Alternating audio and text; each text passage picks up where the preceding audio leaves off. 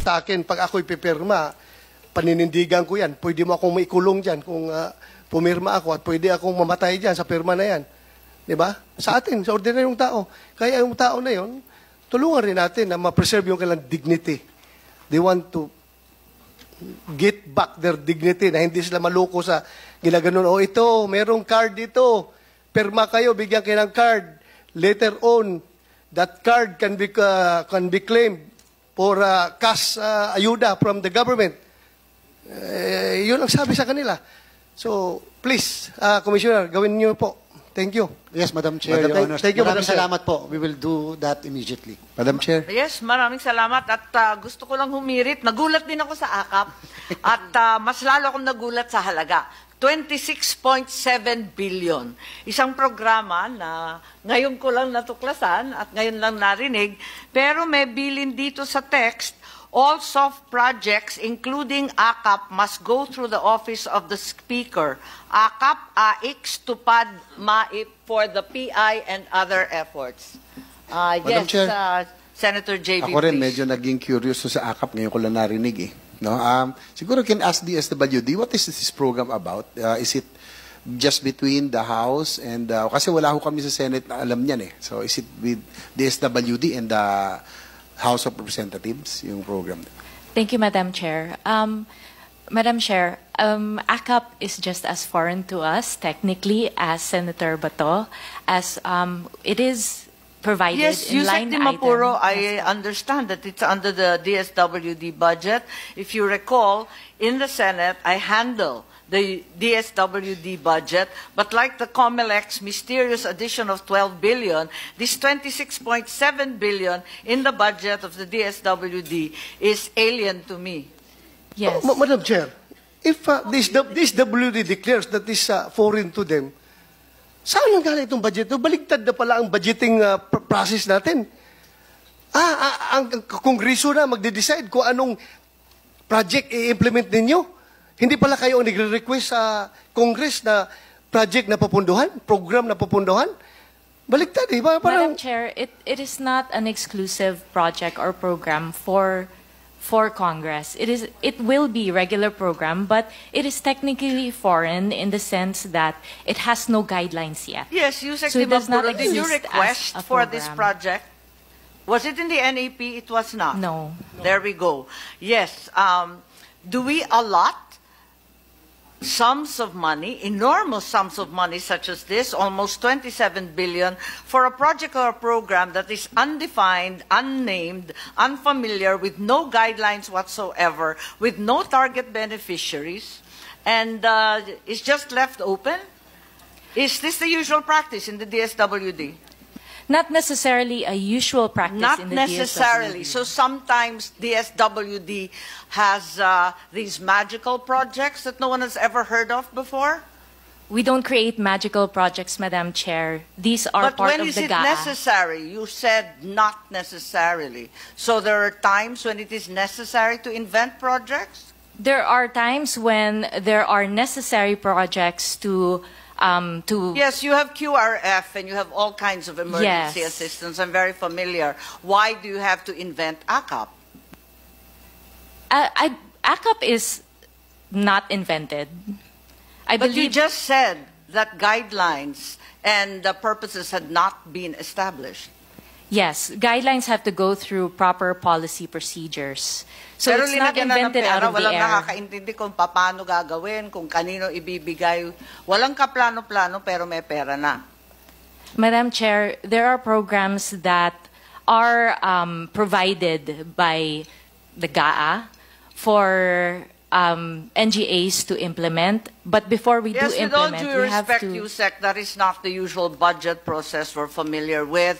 There's always a very well-defined project or program before a line item magically appears in the GAA. It's fought over, debated, and discussed very, very thoroughly in the subcommittees as well as the plenary. This wasn't. Madam Chair, we are currently creating the guidelines, and we would be happy to share with... Parang baliktad naman yata yung buhay natin. Ngayon mag-iimbento ng dahilan, magdi-design ng project, pupunteriya yung mga beneficiary. Pero in the meantime, linagyan muna ng bilyon-bilyon. Yan na ba talaga ang patakaran ng DSWD? Madam Chair, for programs that are intended for the poor, vulnerable, and disadvantaged, we welcome, obviously, more programs, and we would be grateful to be able to implement these other programs. Yeah, I'm familiar with your mandate, but nothing in your mandate indicates that you should be inventing projects and that you are exempt from usual budgetary study and procedure. I'm sorry. Madam Chair, kaya siguro nagkaganon dahil hindi talaga sa kanila yung programa na yan. Gagawa lang sila ngayon. Oo, hindi talaga sa kanila. With due respect naman, in fairness to Yusek Di Vaporo, bago nga yan sa kanya. Sabi nga niya, foreign hindi niya alam. So, huwag ka mag-alala, we are not faulting you for that. Kaya we are just investigating dahil the usual mangyari is meron ng bahay yung pondo, like AX.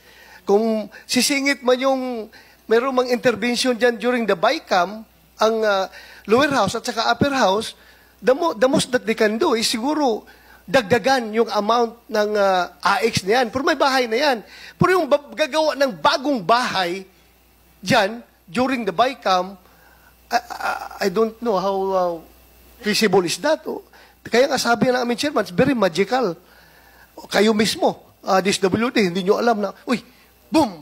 May akap pala na ganito kalaki.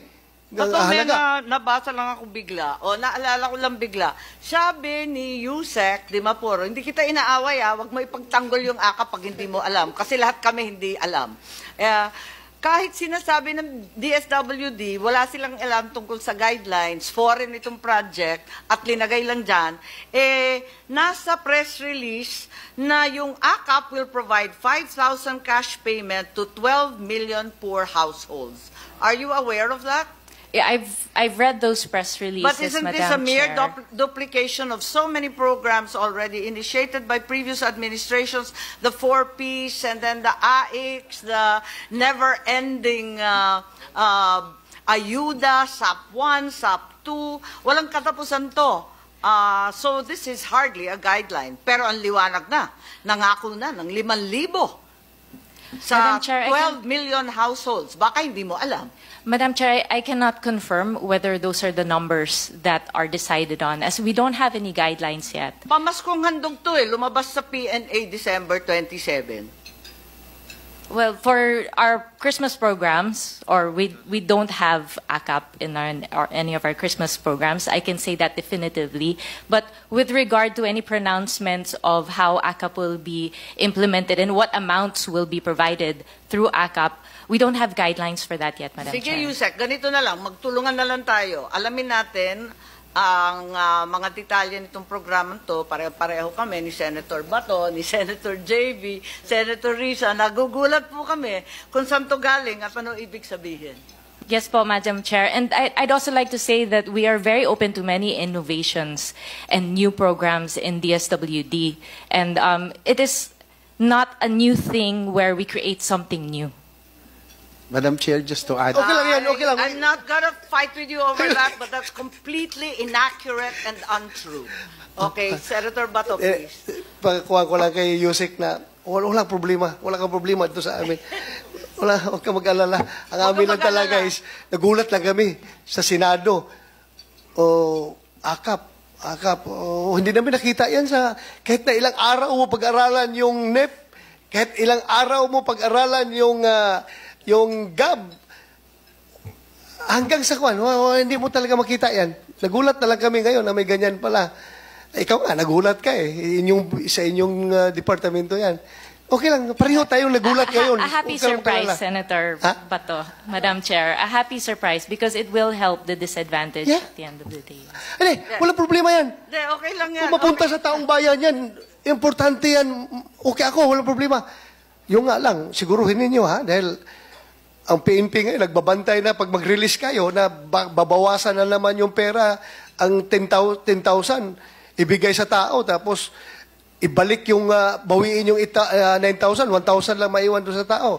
You hear that during our hearings, di ba? Yes, Madam Oh, Chair, kaya we bantayan are ninyo happy talaga for the yan. support of PNP to help Yeah. us in those payment areas. Over from 2023 Ilang buwan and po, 2024. ilang buwan ang kakulangan sa pagbayad ng social pension? Usually, nakakausap ko 6 months. Wala talaga sila sa listahan at all. Never sila nabayaran. Ni kailan. Ni minsan, ni anumang buwan. Mga bagong senior citizens na wala sa listahan. Pero may mga nakakausap po ako na dating tumatanggap, tapos huminto po at may mga backlog sa pagbayad. Tama na. I know. Sa palagay ko, hindi dapat mangyayari yun. Yung mga bagong seniors, doon talaga wala tayong pambayad. Pero kung dati nang nasa listahan, baka nadidelay lang or nagkakatagalan lang. Okay. Pero dapat mabayaran sila. Thank you for that assurance. So, yung mga bago pong senior citizens lamang ang hindi nababayaran, pero yung mga dating nang nasa listahan ay backlog, may pera pong nakalaan na dapat mabayaran silang updated. Is that correct? Yes, that's right. Tuloy-tuloy ang bayad kung nasa listahan ka na. Ang problema, lumulobo nga yung numero at hindi kinakaya ng ating budget. Where are the funds? In LGUs remitted by the SWD or in central, in the region? Yes, the funds are transferred direct to the LGUs. Okay, so it's the LGU's responsibility to update the payment of social pension for as long as they've received it before. Is Yan na that nga ang accurate to problema. say? Masipag sila mag-update. Wala naman tayong pambayad. No, but you said that as long as they've received before, there are funds Yes, they transmitted. should be paying, pero yung sinasabing update, updated sa payment, pero hindi updated sa listahan kasi nadadagdagan nga eh. Okay. So, wag ko na rin po dagdagang aking tanong kasi lalo po akong nalulungkot sa kakulangan ng ating pagbibigay ng serbisyo publiko. Not to blame the DSWD because they're really very, very hardworking workhorses. I see them every week. Thank you for the service of our payout masters, of those who are only job orders, for those we call even midnight, and those we kinukulit namin kasi tayo rin kinukulit ng mga tao, di ba, na nangangailangan. So thank you to the hardworking women and men of the DSWD led by the very hardworking secretary. So I will no longer ask my long questions because I fully support your budget and I wish I could help you increase if there's some pie we could slice to put it in the SWD. So, yung tanong ni Senate President, Presiding Officer pro tempore na AKAP, ibig sabihin po niyan, ang mga senators pwede rin pumunta po sa mga AKAP, ganun ba ho yun? Gusto ko lang malaman yun. I think yun ang gustong malaman nung Senate President pro tempore na hindi niya kinumpleto ang tanong niya. Precisely, Pwede siguro. Lahat tayo gate crusher po. Bakit naman po gate crusher? Kung AX po yan, or AKAP, or SLP, yan po ay puhunan ng gobyerno. Yeah, that's the funds of the government, so we can Yes. can we Okay. facilitate Okay, the it's release? on record. For the first time, naririnig ko, pwede raw po pumunta kahit hindi kumbidado. Ay, hindi. So, ibig sabihin po, ang AKAP ay parang AX, parang SLP, ay maaring puntahan. Anong kaibahan naman po ng AKAP sa AX? O pareho lang po? Alam niyo, nakakatuwa yung AKAP dahil biglang sumulpot yan, wala naman sa NEP, wala naman sa DSWD budget, wala man lang sa wishlist nila, biglang sumulpot nung nakaraang taon at matapos yun, tinatanong ng lahat, ano ba talaga yung programang yan? Biglang Pebrero, katapusan ng Marso, tsaka lang lumabas yung mga guidelines. Kaya ang sabi nila, minimum wage earners and low-income earners. Ang tanong ko, pareho ba yan ng AX? Hindi daw, kasi ito daw minimum wage. At sabi ko, may minimum wage rin na namatayan na tumatanggap ng AX. Hindi ba pareho yan? Kaya't nakakalito po. At sa totoo lang, ang version ng Senado, tinanggal ko na po yan. Dahil ang pakiwari ko, walang programa ang pamahalaan na pag-aari ng sino man. Kinakailangan, lahat sumasapi dyan. At dahil dito, kinakailangan na pag-isahin na isaayos na natin ang mga guidelines. Oh, are you saying there's no AKAP in the Senate version? Yes, I deleted it entirely. How much did you delete, Mr. President, Madam Chair? Yes, 39 billion, which was added in the House version, and 41 billion added for AIX. And we're saying that the 39 billion in the Senate version was reduced, and where did you put the 39 billion AKAP? Back to I AIX? leave it to the wisdom of the leadership, and I hope that during the BICAM this can be discussed. My recommendation is, while we recognize the necessity of immediate relief by direct financial assistance, it's imperative that we focus also on social protection initiatives such as those mentioned by yourself, the SLP, Kalahi Seeds, which foster long-term development and self-reliance rather than creating a new ayuda nation. Ayaw natin nun, ano? Kaya eto nga, pinopropose ko na sana dagdagan yung iba na developmental at sa kabila nun, ipagkaisa na ang AIX at AKAP para hindi na nagkakaroon ng selusan, ng turuan, ng kalabuan. Okay. I will stop at that. But to be fair, my brother is a congressman, and I've heard that he helps or joins in AKAP, and the needs of our constituents, our Kasimanwas, are also served. So thank you to the SWD. Yes, I am not familiar with AKAP. I know AIX, but whatever name of the program is, malaking tulong po. Tuwing meron pong darating dyan na DSWD, AIX at Paymaster, nakangiti po ang mga nahihirapan na ating mga kababayan. So Tama I po believe yun. that Kaya it's not sang-ayon for po me. ako Yeah. na sana pag-isahin na yung pondo para malaking-malaki, lahat ng hihingi, mabigyan ka agad, wag na natin paghiwalayin, wala nang turuan, wala nang sisihan, wala nang akuhan na amin lang to, wala nang ganon. Basta may pondo dyan, handa para sa nangangailangan. Ganon lang kasimple. Isahin na natin, at sana madali na natin kunin para sa lahat ng target beneficiaries, all persons subsisting below the poverty line, unemployed, formally employed, self-employed, seasonally, periodically employed, those in crisis or emergency situations such as severe, extended illness, disability, death in the family, working in economically hard-hit sectors, victims of natural man-made disaster, calamity, pandemics, war, or other violence. And it shall be used for food, nutritional, medical, funeral services, educational, livelihood, and other financial assistance. Thank you very much to the Chair for your very comprehensive answer to my question on the programs of the SWD. And I will probably initiate a piece of legislation to institutionalize at least one program, the SLP, assuming that no one has filed that yet. But thank you so much, Madam Chair, for all the information that you've given. And At I sana would like- sumportahan rin ninyo itong kung ano man yung pangalan niya, kung AIX o AKAP o ano man pangalan na Yes. bago mahanap natin, sana suportahan rin ninyo ang pagkakaisa nitong pondo at institutionalize na dahil malaking tulong sa ating mga kababayan. I will leave it to the better judgment of the Chair and the leadership, and I would like to thank Secretary Rex Gatchalian, who is just always half a call away. He answers the calls right away, and if he misses it, he's on a flight, he will text and call you back. That's the epitome of a public servant. So thank you also to all in the SWD, especially the 4A and the 6 and everybody in the regions. Thank you. Thank you, Senator Ligardo. Before I recognize the majority leader, only one question, Senator Marcos. What is the difference between AKAP and TUPAD? Because you were saying a while ago, minimum wage ang AKAP po and TUPAD? Yes. Ang TUPAD nasa DOLE. Yes, I know. Hindi siya Yung sakop ng DSWD. Ang binibigay niyo ba sa AKAP, minimum wage din?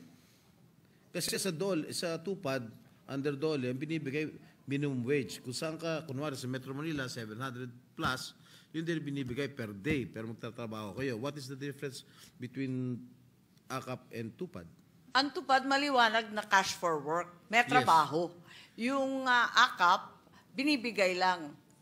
Magkano po binibigay? Based sa menu ng pangangailangan. Yung iba't iba, yung burial assistance, medical, hospital, kung What is the ano-ano. maximum amount that you can give an individual? Ang maximum 10,000. At sinasabi natin na kinakailangan malimitahan sa 6 na buwan. Minsanan lang ang bigay. One time, big time. Pero maximum nga 10,000 What is pesos. the minimum that you can give from the funds of AKAP? Ang minimum, pangkaraniwan, 2,000, 2,000. Pangkaraniwan, 3,000. Alright. Pero hindi mo kailangang pagtrabahuan yan, no? Katulad sa... Ay, sa walang Tupad. trabaho Walang dyan. trabaho. Ang sinasabi, sa nangangailangan. Alright. Thank you very much for enlightening this representation. Majority Leader? Yes, Mr. President. Next to interpolate is Senator Bongo. I move that he be recognized. Senator Bongo is recognized. Thank you, Mr. President, distinguished colleagues, and to the DSWD led by Secretary Rex Gatchalian. Mr. President, sa dalawang budget hearings po ng DSWD, nanawagan po tayo na huwag po pahirapan ng mga mahirap at bilisan po ang paghahatid ng serbisyo sa nangangailangan, especially po itong AICS, no? Assistance in Crisis Situation, sa mga nangangailangan talaga. Ang tunay na pagmamalasakit, walang pinipili, walang pinapaboran, at walang halong politika. Do not be selective. At sabi ko nga sa inyo, bawat buhay, kayo na nagsabi, sabi nyo nga, bawat buhay, mahalaga po sa DSWD. At ako naman po ay full support parati sa ating DSWD for the past 8 years, no? At ako po ay patuloy na sumusuporta naman po sa inyong departamento. Basta tulungan nyo lang po yung mga mahirap nating kababayan. Yan lang po ang pakiusap ko. Madam Sponsor, meron na po akong konting question lang, no, about the JAW. Ito po yung JAW ng Malasakit Centers. Meron na pong joint administrative order at napirmahan po ito ng DSWD. Maalala ko last year during budget hearing, nag-follow up na po ako nito. And umabot na po ng 14 months ay hindi pa po na-implement po ito. Ganito po ang sitwasyon. Pumirma na po ang DOH, pumirma po ang PhilHealth, pumirma po ang DSWD, ang isang opisina, ahensya, ang PCSO, ang hindi pa po pumipirma. Siguro marahil meron talagang ahensya na ayaw tumulong sa mga kababayan nating mahihirap.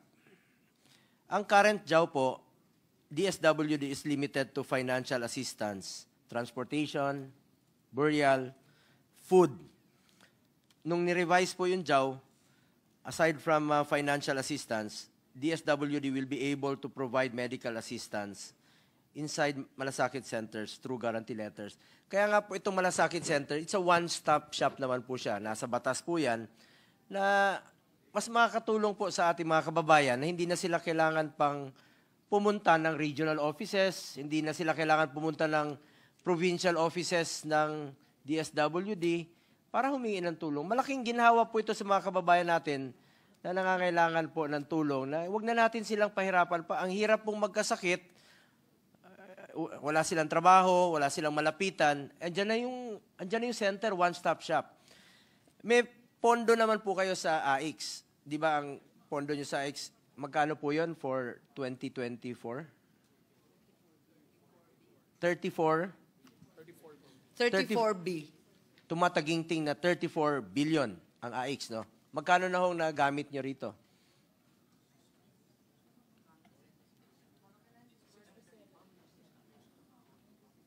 Ang alam ko, naubos na nga yun, nagpadagdag na sa QRF at kung saan-saan pa dahil sa dami ng kalamidad. Di ba yung AICS na avail naman po ng mga biktima ng kalamidad o yung mga binibigyan po ng ayuda sa kahit saan, sa buong parte ng Pilipinas, including sa mga malls, no? Ang pakiusap ko lang sana sa DSWD, kung pwede nyo naman pong gamitin ito for medical assistance. Malaking tulong po ito. Halimbawa, magbibigay lang po ako ng example sa Rex. May billing po ang isang pasyente, 87,000. Alam naman natin ang PhilHealth, ang case rate nila, minsan ang binabawas. Ayun, merong isang provincial health officer ng Camarines Norte, 4 million yung kanyang billing. Ang binawas ng PhilHealth, 27,000. Kaya nakakainis nga itong PhilHealth habang naghihingalo yung mga pasyente, sila naman sobra-sobra yung reserve fund, 500 billion. Kaya hindi natin ito tinitigilan. Balikan ko po yung halimbawa natin. 87,000 ang hospital billing. Binawasan po ng PhilHealth ng 5,000. Meron pa siyang 82,000. Binawasan ng, kung walang PCSO doon sa Malasakit Center, so hindi makakatulong yung PCSO kasi kulang yung personnel nila. Binawasan ng DOH, ng MAIFIP, 20,000. So meron pa siyang 62,000. Mangungutang pa ito. Isasangla yung Carabao, ibebenta yung refrigerator para makalabas